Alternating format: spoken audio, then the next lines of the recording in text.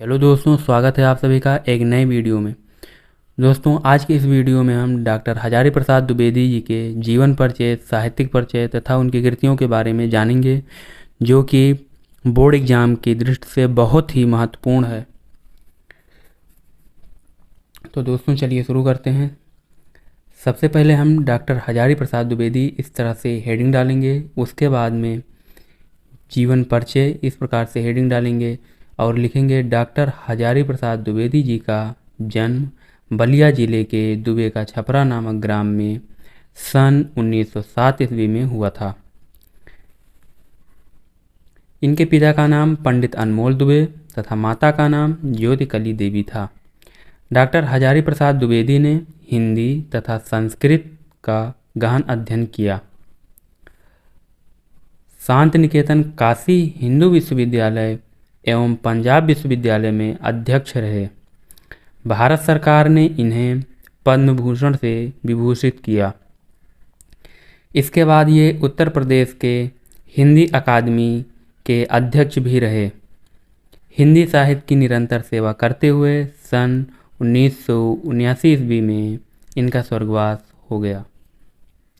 अब दोस्तों, हम इनका साहित्यिक परिचय देखते हैं। तो इनका साहित्यिक परिचय कुछ इस प्रकार से है। आधुनिक युग के गद्यकारों में आचार्य हजारी प्रसाद द्विवेदी का महत्वपूर्ण स्थान है। हिंदी गद्य के क्षेत्र में इनकी साहित्यिक सेवाओं को निम्न भागों में बांटा गया है। दोस्तों, बोर्ड के एग्जाम में आप सभी को इसी प्रकार से हेडिंग वाइज आपको लिखना है।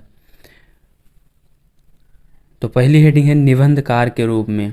आचार्य द्विवेदी के निबंधों में जहाँ साहित्य और संस्कृत की अखंड धारा प्रवाहित होती है, वहीं नित्य प्रति के जीवन की विविध गतियों का चित्रण भी किया गया है।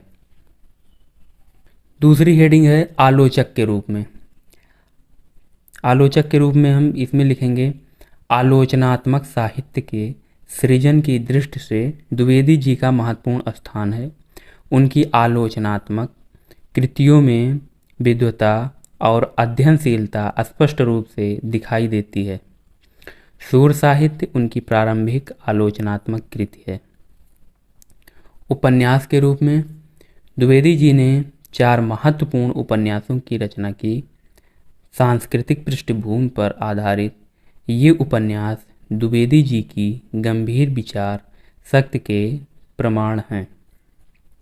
अगली हेडिंग है निबंधकार के रूप में। इसमें है हिंदी के ललित निबंध को व्यवस्थित रूप प्रदान करने वाले निबंधकार के रूप में आचार्य हजारी प्रसाद अग्रणीय हैं।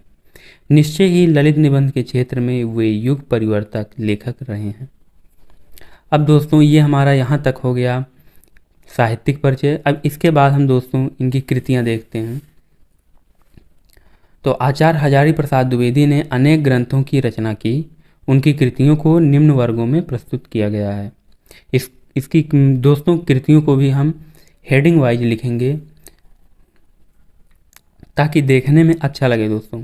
तो निबंध संग्रह में इन्होंने अशोक के फूल, कूटज, विचार और कल्पता, कल्पलता आदि।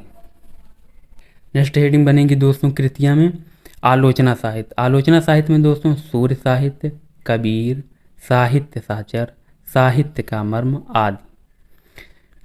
इतिहास के क्षेत्र में दोस्तों इन्होंने हिंदी साहित्य की भूमिका, हिंदी साहित्य का आदिकाल, हिंदी साहित्य। अगली हेडिंग है हमारा उपन्यास। उपन्यास में इन्होंने लिखा है बाण भट्ट की आत्मकथा, चारुचंद्र लेख, पुनर्नवा, अनाम दास का पोथा और भी दोस्तों इन्होंने कई उपन्यास लिखे हैं। नेक्स्ट हेडिंग रहेगी हमारी संपादन।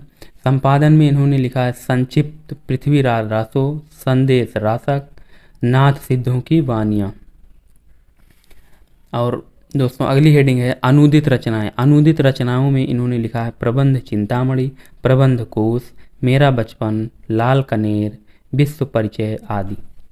अब दोस्तों कई बार प्रश्न में पूछा जाता है कि इनकी भाषा शैली भी बताइए। तो इनकी भाषा शैली हम देख लेते हैं। आचार्य हजारी प्रसाद द्विवेदी जी सरल, स्वाभाविक और सहज रूप में भाषा का प्रयोग करने में कुशल थे। उनकी भाषा में बोलचाल की भाषा की ही प्रधानता रही है। शैली के रूप में सूत्रात्मक, विचारात्मक, गणेशात्मक, वर्णात्मक, अलंकारिक तथा व्यंग्यात्मक शैलियों का प्रयोग प्रमुखता से किया गया है। दोस्तों, कई बार बोर्ड के एग्जाम में ये पूछ लिया जाता है कि जीवन परिचय, हजारी प्रसाद द्विवेदी जी का जीवन परिचय लिखते हुए इनका हिंदी साहित्य में स्थान बताइए, या हिंदी साहित्य में क्या योगदान है। तो दोस्तों, इनका हिंदी साहित्य में स्थान इस प्रकार से हम हेडिंग डालेंगे। हेडिंग डालने के बाद में हम लिखेंगे डॉक्टर हजारी प्रसाद द्विवेदी की कृतियाँ हिंदी साहित्य की शाश्वत निधि हैं। हिंदी साहित्य जगत में उन्हें एक विद्वान, समालोचक, निबंधकार एवं आत्मकथा लेखक के रूप में ख्याति प्राप्त है। वस्तुतः वे एक महान साहित्यकार थे। आधुनिक युग के गद्यकारों में उनका विशेष स्थान है। दोस्तों, आप इस वीडियो को 2 से 3 बार देखेंगे तो आपको ये याद हो जाएगा। और दोस्तों, याद करना बहुत ही आसान है। आप 2-3 बार पढ़ेंगे, आपको याद हो जाएगा।